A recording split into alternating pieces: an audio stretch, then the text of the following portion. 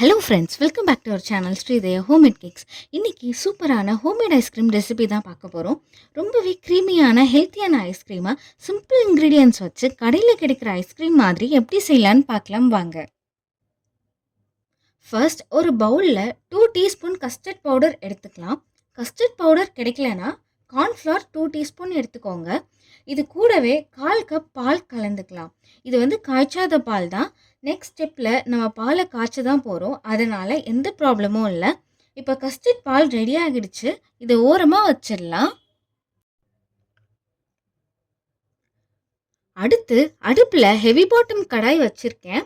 அதில் 2 கப்பு பால் எடுத்துக்கலாம். இது லிட்டரில் பார்த்தீங்கன்னா 1/2 லிட்டர் இருக்கும்.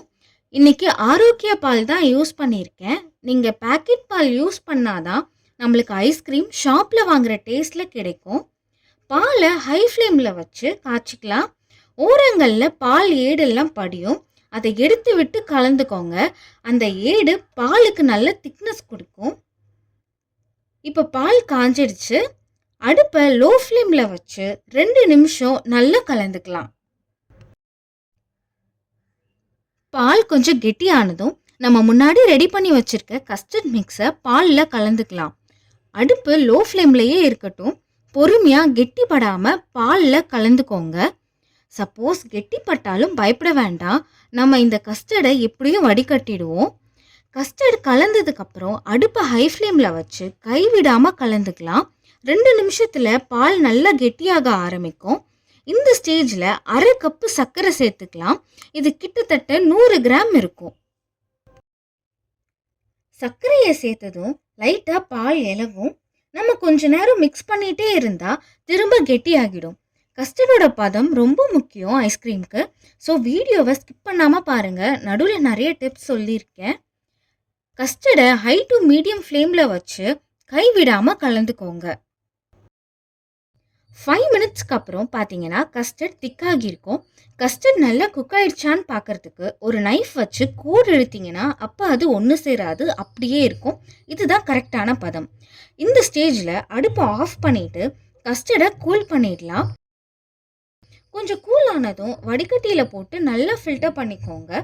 எந்த கட்டியும் இல்லாமல் நம்மளுக்கு ஸ்மூத்தாக கஸ்டர்ட் கிடைக்கும்.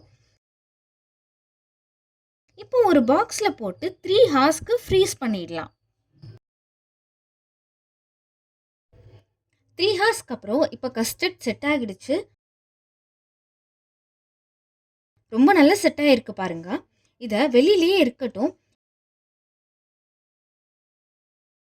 இப்போ ஒரு பாத்திரத்தில் 1 கப்பு விப்பிங் க்ரீம் எடுத்திருக்கேன். க்ரீமை பீட் பண்ணிக்கலாம். நல்ல ஸ்டிஃப் பீக்ஸ் வர வரைக்கும் நல்லா பீட் பண்ணிக்கோங்க. க்ரீம் ரெடி ஆனதும் கஸ்டர்ட் மிக்ஸை சேர்த்து நல்லா பீட் பண்ணிக்கலாம். ஸ்டார்டிங்கில் லோ ஸ்பீடில் ஆரம்பித்து கொஞ்சம் கொஞ்சமாக ஹை ஸ்பீடில் பீட் பண்ணிக்கலாம். இப்போது லைட் எல்லோ கலரில் இருக்கிற மிக்ஸை நம்ம ஒயிட் கலர் வர வரைக்கும் நல்லா பீட் பண்ணணும். இப்போ பாருங்கள், நமக்கு மிக்ஸ் நல்ல ஒயிட்டாக ஃப்ளஃபியாக கிடச்சிருக்கு. கிட்டத்தட்ட 8லேருந்து 10 நிமிஷத்துக்கு ஹை ஸ்பீடில் பீட் பண்ண அப்புறம் நம்மளுக்கு ஐஸ்கிரீம் ரெடி ஆகிடுச்சுங்க. டெக்ஸ்சர் ஸ்மூத்தாக இருக்குது. கன்சிஸ்டன்சி திக்காகவும் இல்லை, தண்ணியாகவும் இல்லை, கரெக்டாக இருக்குது. இப்போ ஐஸ்கிரீமை ஒரு கண்டெய்னருக்கு ட்ரான்ஸ்ஃபர் பண்ணிடலாம். நான் எடுத்திருக்க பாக்ஸஸில் 1.5 பாக்ஸஸ்க்கு எனக்கு ஐஸ்கிரீம் கிடச்சிருக்கு. பாக்ஸை கிளிங்கால் கவர் பண்ணிவிட்டு மினிமம் 8 ஹார்ஸ் இல்லைன்னா ஓவர் நைட் ஃப்ரீசரில் ஸ்டோர் பண்ணுங்கள். நான் ஓவர் நைட் ஸ்டோர் பண்ணிட்டேன். இப்போது பாருங்கள், ஐஸ்கிரீம் பார்க்கவே சூப்பராக இருக்குது, நல்ல க்ரீமியாகவும் இருக்குது. ஸ்கூப் பண்ணி காமிக்கிறேன் பாருங்கள். இதுக்கு சாக்லேட் சாஸ் இல்லைனா கேரமல் சாஸ் நட்ஸ் போட்டு சாப்பிட்டா அட்டகாசமாக இருக்கும். ட்ரை பண்ணி பாருங்கள். நீங்கள் வீட்டில் செஞ்சீங்கன்னு சொன்னால் யாருமே நம்ப மாட்டாங்க. உங்களுக்கு இந்த வீடியோ பிடிச்சிருந்தா லைக் பண்ணுங்கள், சேனலுக்கு சப்ஸ்கிரைப் பண்ணுங்கள். ஐஸ்கிரீம் ட்ரை பண்ணிவிட்டு எப்படி இருக்குன்னு கமெண்ட் பண்ணுங்கள். பாய் பாய்.